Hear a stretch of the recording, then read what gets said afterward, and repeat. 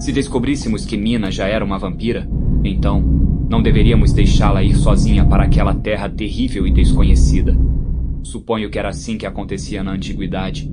Um vampiro se convertia em muitos. Entramos em Carfax sem dificuldade e encontramos tudo exatamente igual como da primeira vez em que estivemos lá. Era difícil acreditar que naquele ambiente de pó e decadência pudesse haver uma base para o horror que já conhecíamos. Se nossas mentes não estivessem preparadas e se não tivéssemos terríveis lembranças, não creio que pudéssemos levar a cabo nosso objetivo. Não encontramos documentos, nem nada que pudesse nos ajudar nem na casa nem na capela. As grandes caixas pareciam estar exatamente do mesmo jeito que as deixamos. Agora, meus amigos, disse Van Helsing, devemos esterilizar esta terra, tão cheia de sagradas relíquias, vindas de terras tão distantes. Ele escolheu esta terra por ser bendita. Então vamos usar de suas mesmas armas. Vamos santificá-las ainda mais. Foi santificada para o uso do homem, e agora será santificada para o uso de Deus. Enquanto falava, começou a abrir as caixas. A terra tinha um cheiro desagradável devido ao tempo que estava ali fechada, mas isso não nos importou. Tirou do bolso um pedaço de hóstia sagrada e o colocou com reverência sobre a terra, tampando cada caixa logo em seguida. Ao terminar, deixamos tudo exatamente como estava. Fechamos a porta da casa e o professor disse: Este trabalho terminou. É possível que tenhamos o mesmo êxito nos outros lugares. E assim, quando o sol se pôr hoje, a testa da senhora Mina estará branca como marfim e sem o estigma. Ao passar pelo caminho que dava para a estação de trem, olhei ansiosamente para a janela de nosso quarto no hospício e vi Mina. Acenei para ela e fiz gestos para que compreendesse que nosso trabalho ali havia terminado bem. Ela fez um sinal de que havia compreendido. A última coisa que vi foi ela me acenando. Chegamos à estação, cheios de tristeza. Escrevo tudo isso no trem a caminho de Piccadilly. Pouco antes de chegarmos, Lord Godalming me disse: Quincy e eu vamos procurar um chaveiro. Será melhor que não venha conosco. Pode aparecer alguma dificuldade e para o senhor, como advogado... Protestei. Não desejava deixar de compartilhar qualquer perigo que fosse com eles, mas... Há muito para contratar o chaveiro e para que nos entendamos com qualquer agente da lei que possa cruzar nosso caminho. Será melhor que o senhor vá com John e o professor e fiquem em Green Park, em algum lugar onde possam ver a casa. Quando a porta estiver aberta, cheguem. O conselho é bom, disse Van Helsing. Não discutimos mais o assunto. Os minutos pareceram eternos. Finalmente vimos um carro que parava perto da casa. Dele saíram tranquilamente Lord Godalming, Morris e um homem rechonchudo vestido com roupas de trabalho, que carregava uma caixa com as ferramentas necessárias para o que tinha que fazer. Morris pagou o cocheiro e Lord Godalming disse ao chaveiro o que deveria fazer. O homem tirou a jaqueta e, antes de pôr as mãos à obra, falou com o policial que havia se aproximado deles. O agente fez um sinal de concordância e o homem se ajoelhou, colocando a caixa de ferramentas do seu lado. Conseguiram abrir a porta e entraram. Nós ainda esperamos por mais um tempo. Meu cigarro se consumia rapidamente enquanto o de Van Helsing quase se apagava. Esperamos pacientemente até que o chaveiro saísse da casa. Tudo foi feito com muita descrição. E foi só quando perdemos o homem de vista que atravessamos a rua e batemos na porta, que foi imediatamente aberta por Quincy. Este lugar tem um cheiro extremamente desagradável, comentou Art quando entramos. Na verdade, a atmosfera ali era tão desagradável quanto na velha capela de Carfax. Não tivemos dificuldade em compreender que o conde esteve usando aquela casa com frequência. Começamos a explorá-la. Permanecemos juntos, nos precavendo de algum ataque, já que sabíamos que nosso inimigo era forte, cruel e impiedoso. Ainda não sabíamos se ele estava ou não no imóvel. Na sala de jantar, atrás do vestíbulo, encontramos 8 caixas de terra. 8 das 9 que estávamos procurando. Nosso trabalho não havia terminado e poderia ser perdido se não encontrássemos a última caixa. Primeiro abrimos as janelas que davam para um pátio cercado com um muro de pedras. Nos fundos, havia algo que parecia com uma pequena casinha, sem janelas, de forma que não ficamos com medo de que nos vissem. Não perdemos tempo e abrimos as caixas. Fizemos exatamente o mesmo que havíamos feito com as que estavam na velha capela. Era evidente que o conde não estava em casa. Fizemos uma busca em todo o imóvel. Depois de examinar rapidamente todos os cômodos, chegamos à conclusão de que todos os pertences do conde estavam na sala de jantar, e começamos a examinar tudo com muito cuidado. Estavam em uma espécie de bagunça organizada no centro da grande mesa.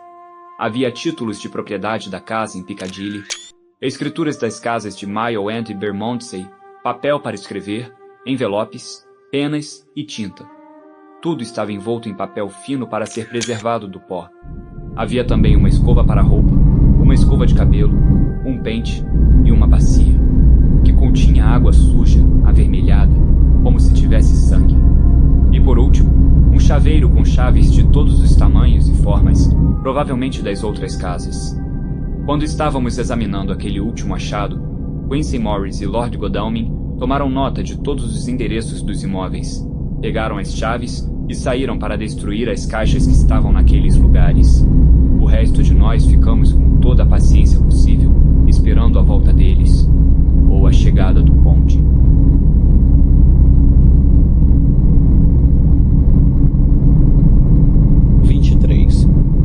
Do diário do Dr. Seward. 3 de outubro. O tempo parecia não passar. Enquanto esperávamos, o professor tentava nos distrair. Ele pretendia, antes de qualquer coisa, aliviar a dor de Harker. O pobre homem estava afundado na tristeza. Parece ter envelhecido 100 anos nesta última noite. Mas sua energia permanece intacta. De fato, é como uma chama viva. Pobre homem. Eu pensava em seu próprio desespero. Meus problemas eram suficientemente graves, mas nada comparados com isto. E o professor tentava mantê-lo ativo. Tenho estudado de maneira sistemática todos os documentos relativos a esse monstro. Quanto mais os examino, maior me parece a necessidade de apagá-lo de vez da face da Terra.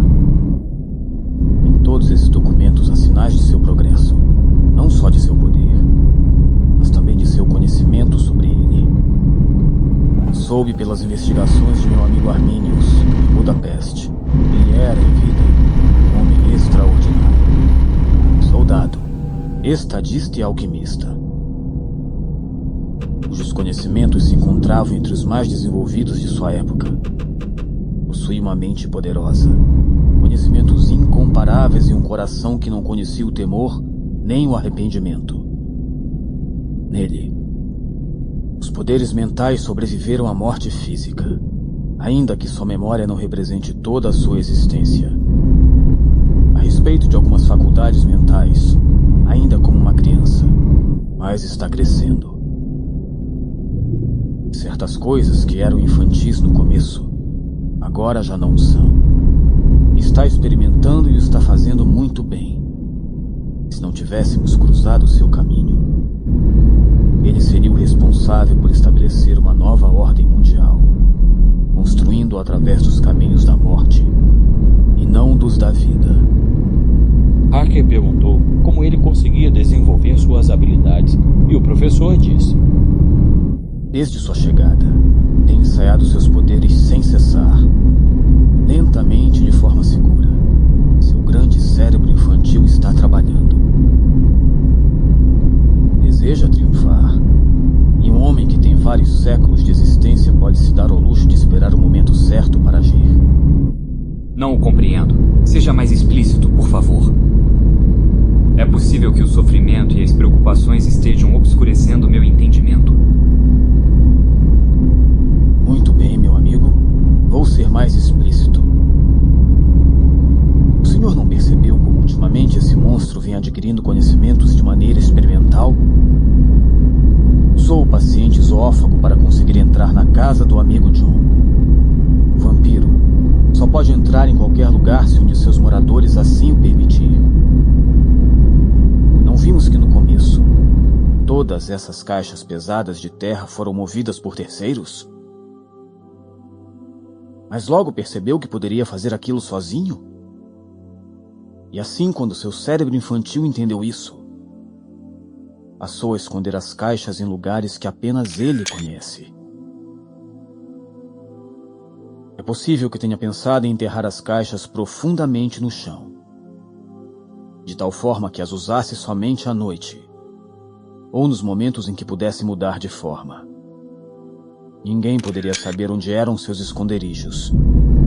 Mas não se desesperem, meus amigos. Ele adquiriu esse conhecimento muito tarde. Todos os esconderijos, exceto um, devem ter sido já esterilizados. E tudo estará terminado antes do pôr do sol. Enquanto falávamos, alguém bateu na porta principal, e todos se surpreenderam. Saímos para o vestíbulo ao mesmo tempo, e Van Helsing, levantando uma mão para que fizéssemos silêncio, se dirigiu até a porta e a abriu. Um jovem lhe entregou um telegrama que dizia: Cuidado com D. Acaba de sair apressadamente de Carfax às 12h45 e se dirigiu rapidamente até o sul. Parece que está fazendo uma ronda e é possível que vá ao vosso encontro. Nina. Depois de 1 minuto de silêncio, Jonathan falou: Graças a Deus, logo nos encontraremos. Van Helsing se virou rapidamente para ele e disse: Deus agirá do seu modo e no momento que achar conveniente. Não tema, nem se alegre ainda, pois o que desejamos neste momento pode significar nossa destruição. Nada me preocupa agora, disse, exacerbado, a não ser apagar essa besta da face da terra. Seria capaz de vender minha alma para isso. Não diga isso, senhor, falou Van Helsing. Deus, toda a sua sabedoria, não compra almas. E o diabo, ainda que as possa comprar, não cumpre sua palavra. Calma, está chegando o momento de entrar em ação. Hoje esse vampiro se encontra limitado pelos poderes humanos. E até o pôr do sol, nada poderá mudar. O que devemos esperar agora é que Quincy e Lord Godalming cheguem antes dele. Aproximadamente meia hora depois da chegada do telegrama, ouvimos outra batida na porta.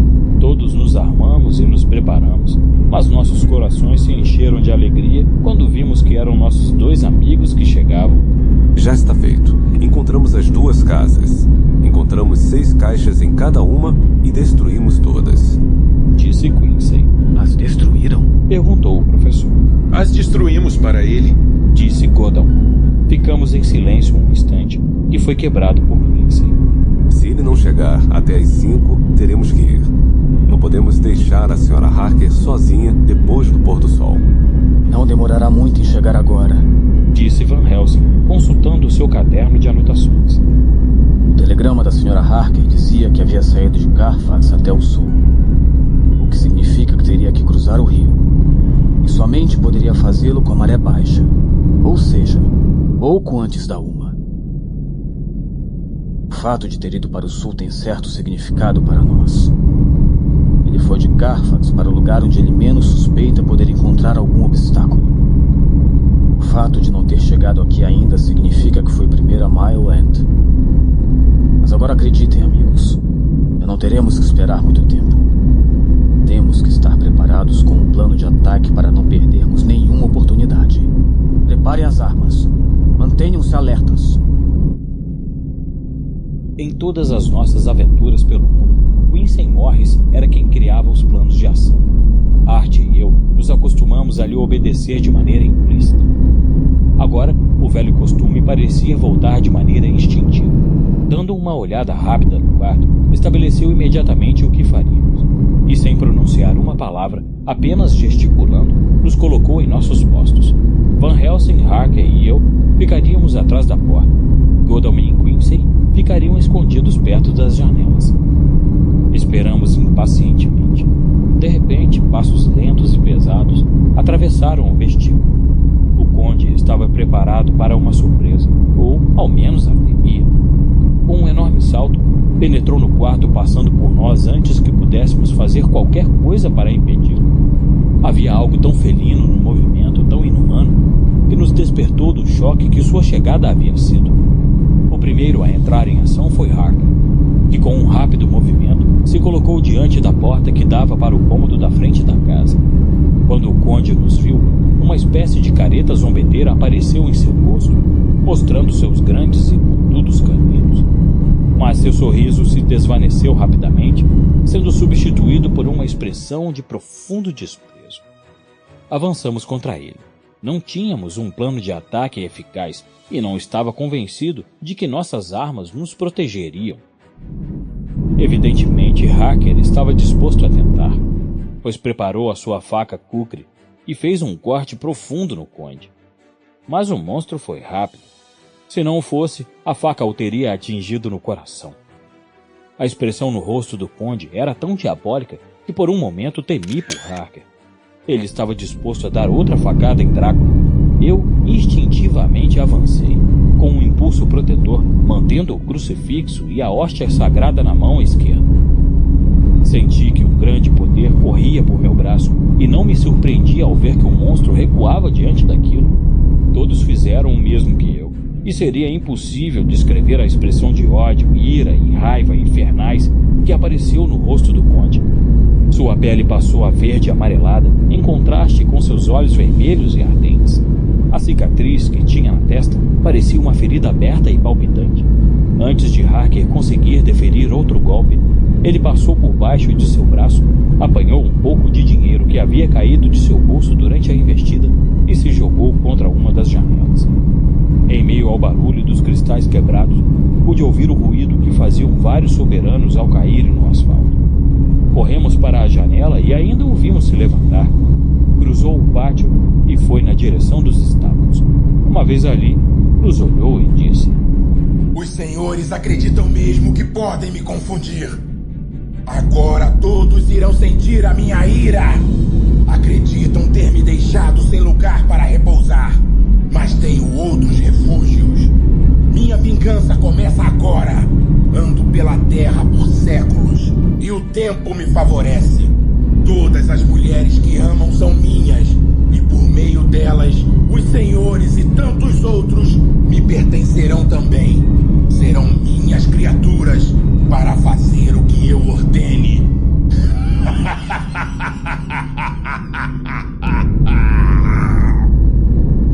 Ele deu uma gargalhada cheia de desprezo, e ouvimos um abrir e fechar de portas. Van Helsing admitiu que seria difícil persegui-lo agora e disse: Aprendemos muito com essa cena. Apesar de suas fanfarronices, tem medo de nós. Teme o tempo e as necessidades. Se não fosse assim, por que iria se apressar tanto? Seu tom o traiu. Ou meus ouvidos me enganaram. Por que levou esse dinheiro? Penso que temos que nos assegurar de que não possa usar nada deste lugar caso retorne. Ao falar, colocou no bolso o resto do dinheiro, guardou as escrituras das casas e jogou todo o resto na lareira. Godalming e Quincy haviam saído para o pátio e Harker havia saído pela janela para seguir o conde. No entanto, Drácula havia trancado muito bem a porta do estábulo e quando conseguiram abri-la, já não encontraram mais ninguém. Já era bem tarde, não havia mais nada a fazer. Decidimos voltar para casa e cuidar da senhora Harker. Van Helsing disse: Vamos. Não devemos deixar a senhora Mina sozinha. Mas não nos desesperemos. Só restou uma caixa de terra e nós vamos encontrá-la. Compreendi que ele estava falando com firmeza para consolar Harker. O pobre estava completamente abatido e de vez em quando não conseguia evitar um gemido. Estava pensando em sua esposa. A senhora Harker nos esperava ansiosa, mas quando viu nossos rostos, o seu ficou pálido, igual ao de um cadáver. Durante 1 ou 2 segundos, permaneceu com os olhos fechados, como se estivesse orando em segredo. E depois disse amavelmente: Nunca poderei agradecer tudo que todos têm feito por mim. Meu pobre esposo. Enquanto falava, pegou a cabeça grisalha de seu marido e a beijou. Apoia tua pobre cabeça aqui. Descansa. Tudo ficará bem agora, querido. Deus nos protegerá, se assim desejar. O coitado gemeu. Não havia lugar para palavras no meio de uma sublime tristeza. Jantamos juntos, sem apetite. Mas penso que isso nos deu um novo ânimo. Como ainda não havíamos nos alimentado, a comida parece nos ter devolvido a esperança de certa maneira. Cumprindo com a promessa feita, relatamos à senhora Harker tudo o que aconteceu em Piccadilly. Ela escutou com coragem e calma. Quando contamos como seu marido partiu para cima do conde, ela agarrou o braço de Harker e assim ficou, tensa. No entanto, não disse nada até que terminássemos. Neste momento, ela se levantou para falar. Não tenho palavras para ilustrar a cena. Aquela extraordinária mulher, doce e boa, com toda a radiante beleza de sua juventude e sua animação, com a cicatriz vermelha em sua testa, da qual tinha consciência, aquela mulher que nós víamos apertando os dentes, ao lembrar onde, quando e como tudo aconteceu, sua adorável amabilidade, aquela mulher se levantava contra o nosso ódio e sua fé contra todos os nossos medos e dúvidas. Jonathan. Ela disse, e a palavra parecia sair de uma música, pelo grande amor e ternura que colocou nela. Meu querido Jonathan, meus queridos amigos, quero que levem em conta algo terrível. Sei que precisam lutar e devem destruir, inclusive como destruíram a falsa Lucy, para que a verdadeira pudesse viver depois. Essa pobre alma que nos causou tanto mal é o caso mais triste de todos. Imaginem os senhores o tamanho de sua alegria quando ele também for destruído em sua pior parte, para que a melhor possa gozar da imortalidade espiritual. Devem ter piedade dele também, ainda que essa piedade não deve obstruir o que terão que fazer. Enquanto falava, o rosto de seu marido se obscurecia e ficava tenso, como se a paixão que o consumia o estivesse destruindo. Instintivamente, sua esposa apertou ainda mais sua mão, até que os nós dos dedos ficassem brancos. Ela sequer piscou por causa da dor que, tenho certeza, estava sentindo, mas o olhou com os olhos mais suplicantes. Quando ela parou de falar, seu marido se levantou, quase arrancando sua mão da dela, e disse: Que Deus o traga para mim pelo tempo suficiente para poder acabar com sua vida terrena. E se depois disso enviar sua alma para o inferno ardente por toda a eternidade, ficarei feliz. Basta, basta. Em nome de Deus, não diga essas coisas, Jonathan. Meu marido fará com que eu me desespere, vítima do medo e do horror. Pense, meu querido, eu tenho pensado muito nisso. Que talvez algum dia eu também precise dessa piedade. E que alguém como tu, com as mesmas causas para odiar-me, poderá negar ser piedoso comigo. Todos nós estávamos com os olhos cheios de lágrimas. Não pudemos resistir e choramos copiosamente. Ela também chorou ao ver que seus doces conselhos haviam prevalecido. Seu marido se ajoelhou ao seu lado, a abraçou e escondeu o rosto em seu vestido. Van Helsing fez um sinal para que saíssemos e os deixássemos a sós com seu Deus. Antes de nos recolhermos, o professor preparou o quarto para protegê-la do vampiro e garantiu à Sra. Harker de que poderia descansar em paz. Decidimos permanecer de guarda, fazendo 3 turnos, onde nos revezaríamos eu, Quincy e Art. O primeiro turno foi de Morris. Do diário de Jonathan Harker. 3/4 de outubro, cerca de meia-noite. Pensei que o dia de ontem não fosse terminar nunca. Discutimos sobre o passo seguinte a ser dado. A única coisa que sabíamos é que ainda havia uma caixa de terra e só o conde sabia onde estava. Se ele desejar permanecer escondido, poderá nos confundir por muitos anos. Esse pensamento é demasiado horrível. Não posso pensar nisso. O que sei é que se existe uma mulher perfeita, essa é minha adorada e ferida esposa. Amo-a 1000 vezes mais por sua piedade demonstrada ontem. A esperança é a única coisa que me resta. Graças a Deus, Mina está dormindo e não tem pesadelos. Não tem estado tão tranquila desde antes do pôr do sol. E logo, durante um momento, levantou o rosto com uma calma tal que era como a primavera depois das tempestades de março. Eu não tenho sono, ainda que esteja muito cansado. Terrivelmente cansado. No entanto, devo dormir para repor as forças para amanhã. Mais tarde, creio que dormi, porque foi Mina quem me acordou. Ela estava sentada na cama com uma expressão de assombro no rosto.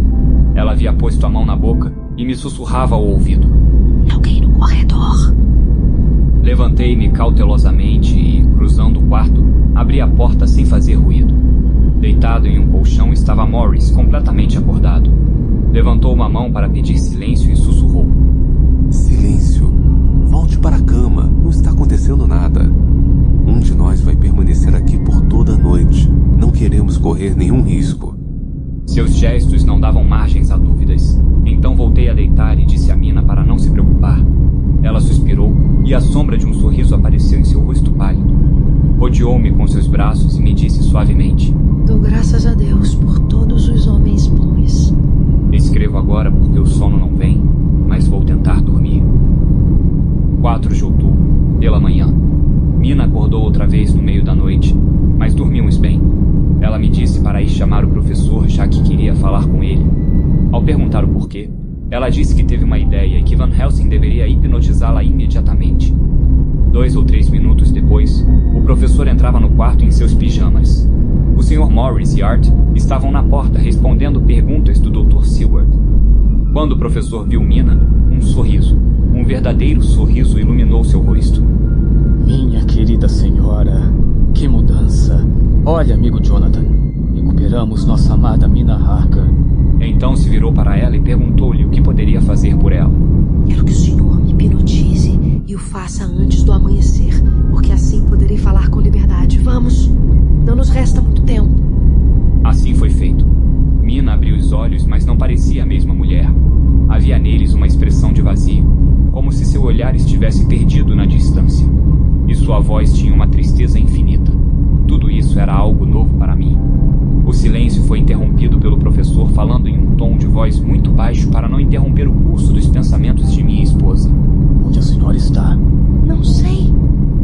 O sonho não tem nenhum lugar que possa considerar como real. O silêncio se apoderou novamente do cômodo. Mina continuava sentada rigidamente e o professor a olhava fixamente. O resto de nós quase não respirava. Sem tirar os olhos de Mina, o professor fez um gesto para abrir a persiana. Neste instante, entrou alguns feixes de luz, iluminando o cômodo e o seu lindo rosto. Onde a senhora está agora? Perguntou novamente o professor. Mina falou como se estivesse interpretando algo. A ouvi empregar o mesmo tom de voz quando lê suas notas escritas por taquigrafia. Não sei. É um lugar estranho para mim. O que a senhora vê? Nada. Está tudo escuro. Notei a tensão na voz paciente de Van Helsing. O ruído da água. Um barulho de ressaca e de pequenas ondas que se chocam. Posso ouvi-las bem próximas a mim. Então a senhora está em um barco? Nos olhamos com medo. Sim. Houve algo mais? Ruídos de passos de homens que correm para um lado e para o outro. Também o ruído de uma corrente e um grande estrondo. O que a senhora estava fazendo? Estou imóvel. É como a morte. A voz se apagou, se transformando em um profundo suspiro, como de alguém adormecido, e os olhos voltaram a fechar. O sol já estava alto no céu, e Van Helsing colocou suas mãos na cabeça de Mina e a fez repousar nos travesseiros. Dormiu por um instante e, ao acordar, estranhou que todos estivessem reunidos à sua volta, e nos perguntou se havia falado enquanto dormia. O professor lhe contou o que acontecera e Mina retrucou. Então não há tempo a perder. É possível que não seja demasiado tarde. O Sr. Morris e Art foram até a porta, mas Van Helsing os chamou de volta. Fiquem, queridos amigos. Esse barco, onde quer que esteja, tem âncoras, segundo a própria senhora Harker. Quantos barcos têm âncoras nesse momento no porto de Londres? Qual deles é o que buscamos? Graças a Deus voltamos a ter pistas, ainda que não saibamos onde nos levam. Estivemos, de certo modo, cegos, de uma maneira muito humana, já que ao olhar para trás vemos o que poderíamos ter visto ao olhar para frente. Se fôssemos capazes disso, vamos. Essa frase é um quebra-cabeças, não é assim? Podemos compreender agora no que estava pensando o conde quando pegou aquele monte de dinheiro. Iria fugir. Ouçam. Fugir. Ele compreendeu que com uma caixa só à sua disposição e um grupo de homens o perseguindo como cachorros a uma raposa, Londres não seria mais um lugar seguro para ele. Vamos. Vamos. Adiante. Como diria nosso amigo Arthur em uma caçada, nossa velha raposa é astuta, muito astuta, e devemos caçá-la com esperteza. Mina o olhou de maneira suplicante e perguntou. Mas por que os senhores necessitam seguir atrás dele, se ele mesmo se afastou de nós? O professor pegou suas mãos e disse. Não pergunte nada agora. Depois do café, responderei todas as suas perguntas. E não disse mais nada. Depois que tomamos café, Mina voltou com a pergunta. O professor a olhou seriamente e respondeu em tom triste. Por quê? Minha querida senhora, agora mais do que nunca devemos encontrá-lo, ainda que tenhamos que segui-lo até o inferno. Mas por quê? Que pode viver vários séculos. Respondeu o professor solenemente. A senhora é apenas uma mulher mortal. Devemos temer agora o tempo. Só tive tempo de ampará-la em meus braços quando caí para frente, desmaiada.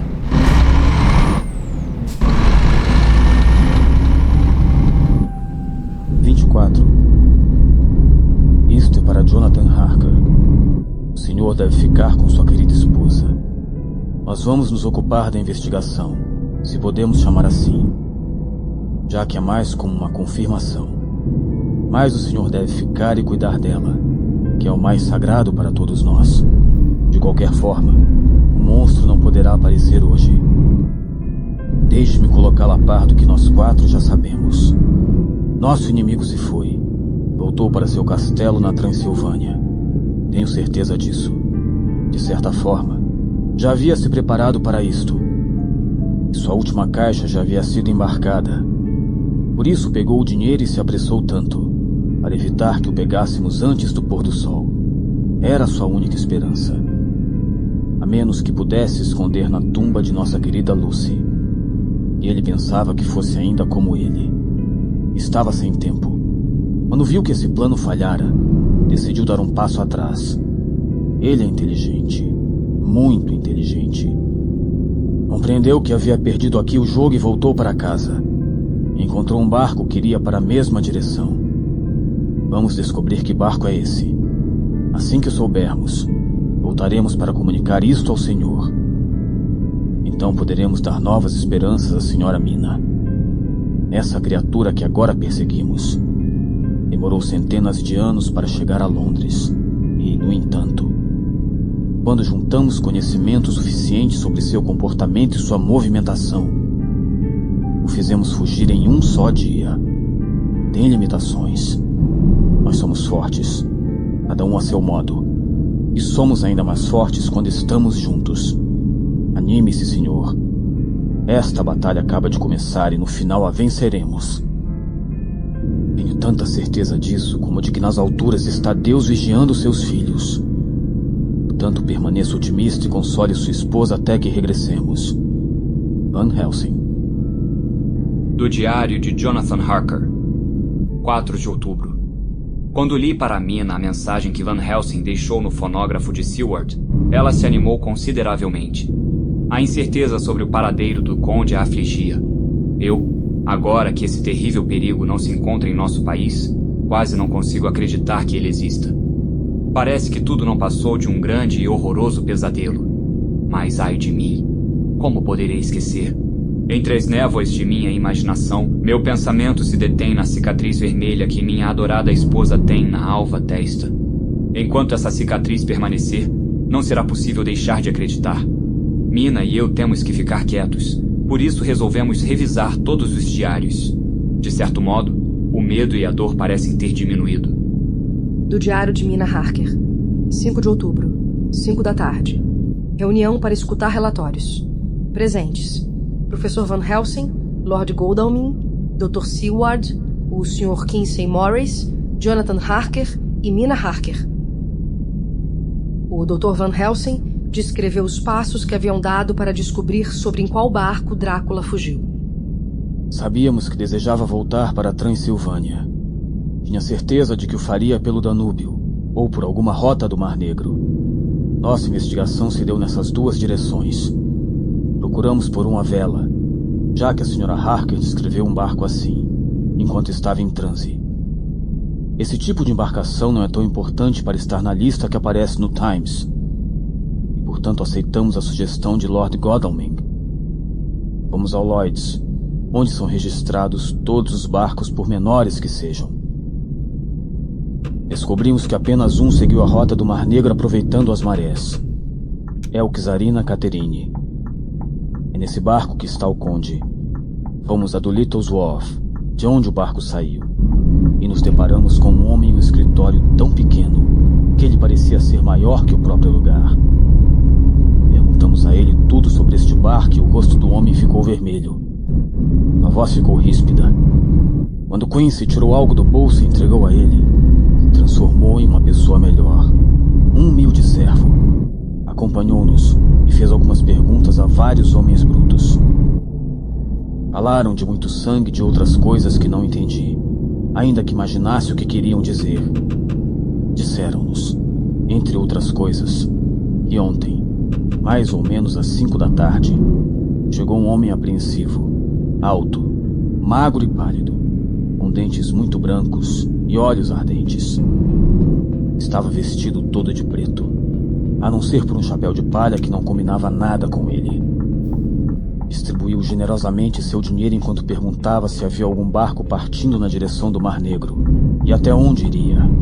O levaram ao escritório e logo depois ao barco, mas ele não quis subir a bordo. Se deteve no cais e pediu que o capitão fosse vê-lo. Depois disso, perguntou onde poderia encontrar uma carreta e um cavalo, e foi embora. Momentos depois, ele voltou conduzindo ele mesmo uma carreta sobre a qual havia uma grande caixa, e ele mesmo descarregou, ainda que fossem necessários vários homens para colocá-la dentro do barco. Deu várias instruções ao capitão sobre a carga. O homem disse que embarcaria mais tarde, porque tinha muitos assuntos pendentes. Então o capitão lhe disse que se apressasse. Com sangue, já que aquele barco ia. Com sangue, quando a maré fosse propícia. Com sangue. Então o homem sorriu ligeiramente e lhe disse que com certeza chegaria a tempo de zarpar. O capitão xingou aquele homem em todos os idiomas possíveis e finalmente disse em todas as línguas que não queria malditos franceses em seu barco. Ninguém sabia onde o conde havia ido e o Czarina não deveria zarpar na hora marcada, pois uma bruma começou a se estender sobre o rio e foi ficando cada vez mais espessa, até que finalmente uma densa neblina cobriu o barco e tudo ao seu redor. A água subia cada vez mais. E o capitão pensou que acabaria perdendo a maré. Não estava de bom humor. O homem alto chegou, se apresentou e pediu que lhe mostrasse onde estava a caixa e desceu com um tripulante para vê-la. Mas subiu rapidamente e permaneceu um tempo ali, envolvido pela névoa. Deve ter subido sozinho, já que ninguém o viu quando chegou ao convés. Os homens nos contaram que o capitão ficou mais furioso ainda quando percebeu que a tal neblina não havia sido vista por outras embarcações. O barco zarpou com a maré baixa e com certeza já estava bem longe agora. Agora, senhora Mina, temos que descansar um pouco enquanto nosso inimigo está no mar, dando ordens à névoa. O avanço de um barco à vela nunca é rápido o suficiente. Podemos ir por terra com maior rapidez e o alcançaremos. Temos vários dias à disposição, durante os quais devemos fazer planos. A caixa que nos interessa deverá ser desembarcada em Varna e entregue a um procurador, um tal de Hastings, que apresentará suas credenciais. Quando o professor terminou seu relato, perguntei se havia se certificado de que o conde estava mesmo a bordo do barco. O professor respondeu: Temos a maior prova possível. As próprias declarações quando a senhora estava em transe hipnótico esta manhã. Voltei a perguntar se era mesmo necessário que fosse atrás dele, porque temia ficar sozinha, sem Jonathan. Respondeu-me a princípio com calma, mas conforme passava o tempo, de forma mais apaixonada, chegou ao ponto de perder o domínio sobre si mesmo. Sim, é necessário. Necessário. Necessário. Pelo seu bem em primeiro lugar e pelo bem de toda a humanidade. Esse monstro já fez muito mal a muita gente. Eu já expliquei isso aos outros. A senhora, querida, poderá escutar tudo no fonógrafo do Dr. Seward.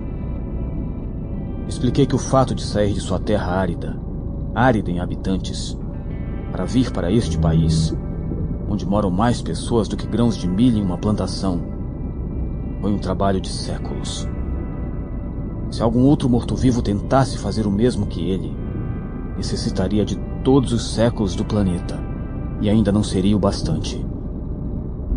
Mas no caso deste vampiro, todas as forças ocultas da natureza, profundas e poderosas, devem ter sido reunidas de alguma forma monstruosa. O lugar onde ele passou todos esses séculos, como morto-vivo, é cheio de mistérios da geologia e da química. Existem fissuras e profundas cavernas que ninguém sabe aonde chegam.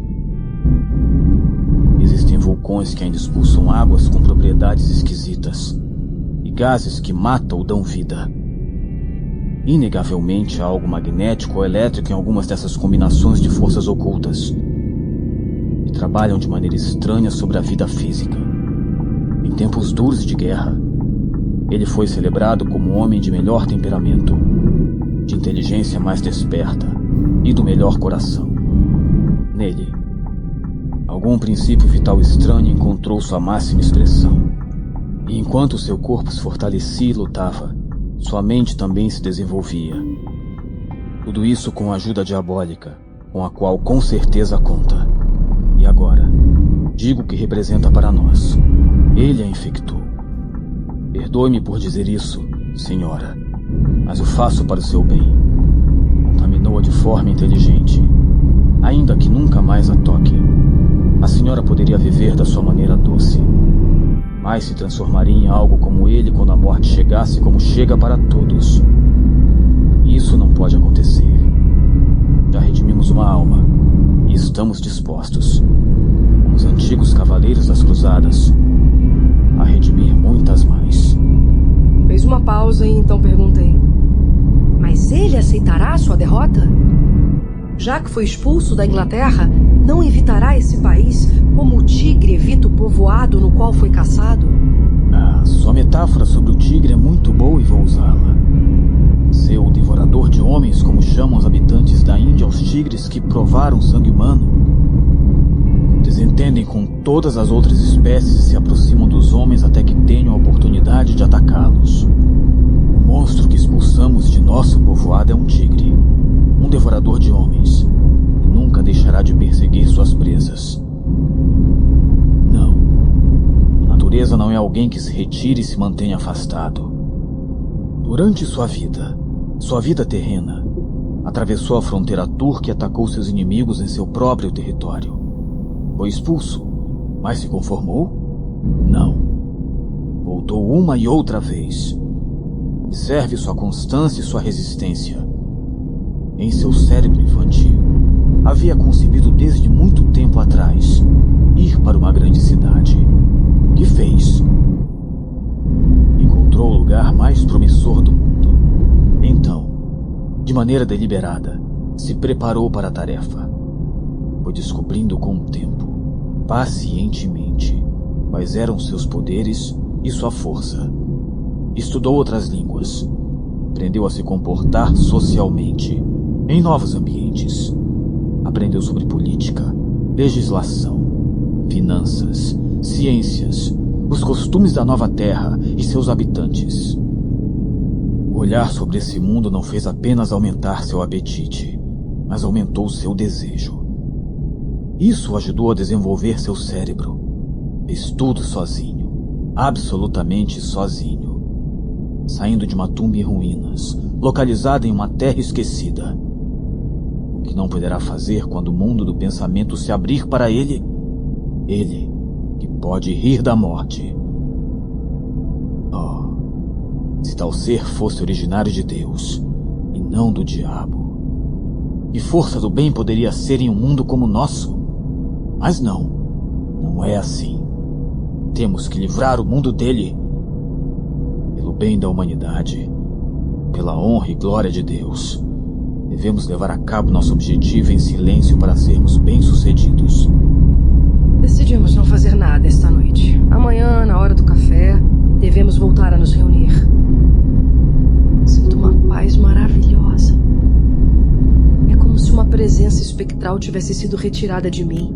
Talvez minha suposição não foi concluída porque vi no espelho aquela cicatriz na testa e compreendi que ainda sou uma estigmatizada. Do diário do Dr. Seward, 5 de outubro. Levantamos cedo. Dormir nos fez muito bem. Estávamos animados durante o café da manhã. É maravilhoso ver a natureza humana agindo. Basta que um obstáculo seja retirado, até mesmo por intermédio da morte, para voltarmos a sentir a mesma esperança e alegria de antes. Às vezes penso que estamos vivendo um grande sonho, Mas aí vejo aquela cicatriz na testa da Sra. Harker e entendo tudo o que vivemos é real. Ela mesma parece esquecer, em determinados períodos, todo o sofrimento, mas o estigma sempre traz de volta à realidade. Em meia hora, devemos nos reunir em meu escritório para decidir o que fazer. Vejo apenas uma dificuldade imediata. Vejo-a mais por instinto do que por raciocínio. Teremos que falar todos francamente, e, no entanto, temo que, de alguma maneira misteriosa, a língua da Sra. Harker esteja atada. Sei que chega a conclusões que lhe são próprias, e por tudo que aconteceu até agora, posso imaginar o quão brilhantes e verdadeiras devem ser, mas não deseja ou não pode expressá-las. Mencionei isso a Van Helsing, e devemos conversar sobre o assunto quando estivermos sozinhos. Suponho que parte desse horrível veneno, que lhe foi introduzido em suas veias, começa a trabalhar. O conde tinha seus próprios objetivos quando lhe deu, como Van Helsing chama, o batismo de sangue do vampiro, mas o mesmo poder que a faz guardar silêncio pode fazê-la falar. Não posso continuar pensando nisso. Não quero desonrar com o pensamento uma mulher tão nobre. Mais tarde, quando o professor chegou, debatemos a situação. Depois de muitos rodeios, disse repentinamente: Amigo John, nós temos que discutir um assunto. Sozinhos a princípio. Mas mais tarde teremos que confiar em todos os demais.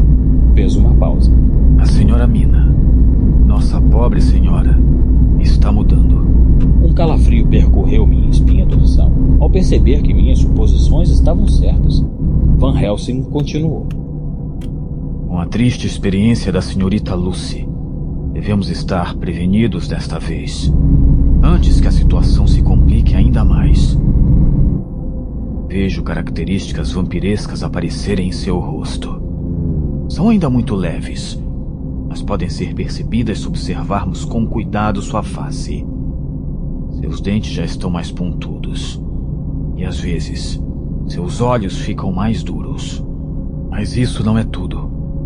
Frequentemente fica em silêncio, como fazia nossa querida senhorita Lucy. Não fala, mesmo que escreva para que fiquemos sabendo mais tarde.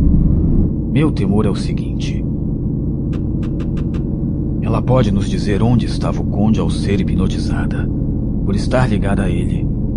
Mas o conde também pode usar a mente da senhora Mina para descobrir o que acontece aqui. Melhor que temos a fazer é mantê-la na ignorância, para que não possa revelar o que porventura venha a saber. Isso é muito doloroso, e estou muito infeliz de ter que tomar esta decisão, mas é a melhor. Em nossa reunião mais tarde, e direi que por razões das quais não desejamos falar, não poderá estar mais presente quando nos reunirmos, mas continuaremos cuidando dela. Enxugou a testa. Estava suando muito por pensar na dor que poderia causar àquela mulher, que já estava sendo bastante torturada. Mais tarde, no momento em que iríamos começar a reunião, Van Helsing e eu sentimos um grande alívio. A Sra. Harker enviou uma mensagem por seu marido, dizendo que estava convencida de que deveria nos deixar livres para discutir nossos movimentos, sem nos preocuparmos com ela. O professor e eu nos olhamos por um instante e, de certo modo, nos sentimos aliviados. Pensava que a Sra. Harker se dava conta do perigo que ela mesma poderia representar. Passamos imediatamente à discussão sobre o plano de ação. Van Helsing nos explicou de maneira resumida os acontecimentos. O Czarina abandonou Tamisa ontem pela manhã. Ainda que vá o mais rápido que conseguir, levará 3 semanas para chegar a Varna. Mas nós, indo por terra, chegaremos em 3 dias. Vamos levar em conta uma margem de segurança de 1 semana devido à influência que Drácula exerce sobre o clima. Ainda assim, só chegariam em 2 semanas. Portanto, para termos bastante segurança, devemos partir até o dia 17. Chegaremos a Varna um dia antes da chegada do Czarina. E poderemos nos preparar como julguemos necessário. Devemos ir armados contra todos os perigos, tanto espirituais quanto físicos. Quincy acrescentou: Penso ter ouvido que o conde é de um país de lobos, e é possível que chegue antes de nós. Portanto, aconselho que levemos nossas Winchesters. Tenho plena confiança nesses rifles quando se apresenta um perigo como esse. Hein? disse Van Helsing. Os Winchesters são muito convenientes. Quanto isso, não podemos fazer absolutamente nada aqui. E já que nenhum de nós conhece Varna, por que não vamos antes para lá? Podemos nos preparar entre hoje e amanhã. E então, se tudo der certo, nós 4 partiremos. Nós 4? Perguntou Harker. Naturalmente, Disse o professor. o senhor deve ficar para cuidar de sua doce esposa. Harker ficou um momento em silêncio e então disse com uma voz rouca. Melhor que falemos disso amanhã. Vou me consultar com Mina sobre isto. Pensei que esse era o momento oportuno para que o professor o avisasse sobre a possibilidade da senhora Mina representar um perigo para nossos planos. O olhei significativamente e tossi. Como resposta, ele colocou um dedo nos lábios e se virou para o outro lado. Do diário de Jonathan Harker, 5 de outubro, pela tarde. Por um bom tempo depois de nossa reunião, não consegui pensar com clareza. Estava preocupado com a decisão de Mina em não participar mais das reuniões. Ainda não consegui descobrir o porquê. De toda forma, me surpreendeu a reação dos outros. Havíamos decidido em não guardarmos mais segredos, mas Seward e o professor pareciam aliviados. Mina dorme bem, parece feliz. Tem um sorriso no rosto. Graças a Deus ela pode desfrutar de momentos assim. Mais tarde, tudo é muito estranho. Estive observando o rosto de Mina. Refletia tanta felicidade que eu mesmo fui contagiado e me senti feliz outra vez. Conforme o tempo foi passando, a terra ia sendo coberta por sombras projetadas pelos objetos iluminados pela luz do sol, cada vez mais baixo. E o silêncio do quarto me parecia cada vez mais solene. De repente, Mina abriu os olhos e, me olhando com ternura, disse: Jonathan, desejo que me prometas algo e me dê sua palavra de honra.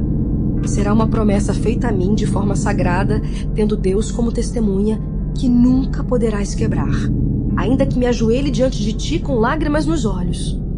Rápido, necessitas fazer essa promessa imediatamente.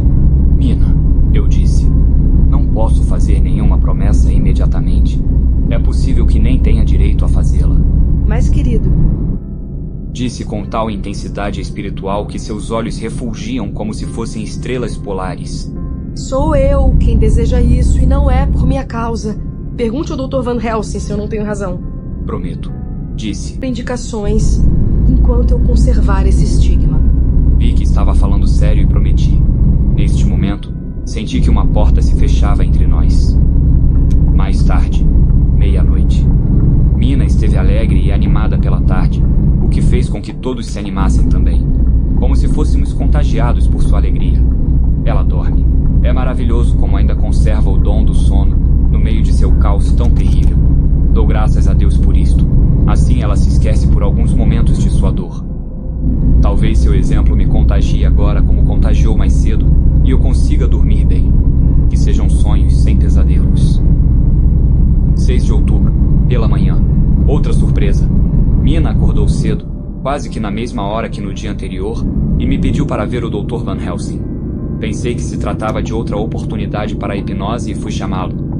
Evidentemente, ele esperava por esse chamado, pois o encontrei completamente vestido e estava com a porta entreaberta para poder ouvir quando a nossa porta se abrisse. Acompanhou-me imediatamente. Perguntou a Mina se desejava que os outros também estivessem presentes. Não, Disse com toda a sinceridade. não será necessário. O senhor pode dizer tudo a eles mais tarde. Desejo ir nesta viagem. O Dr. Van Helsing ficou tão surpreso quanto eu. Ao fim de um momento de silêncio, perguntou: Mas para quê? Me sentirei mais segura se estiver com os senhores. E os senhores estarão mais seguros comigo. Mas por quê? Querida senhora Mina, a senhora sabe que sua segurança vem em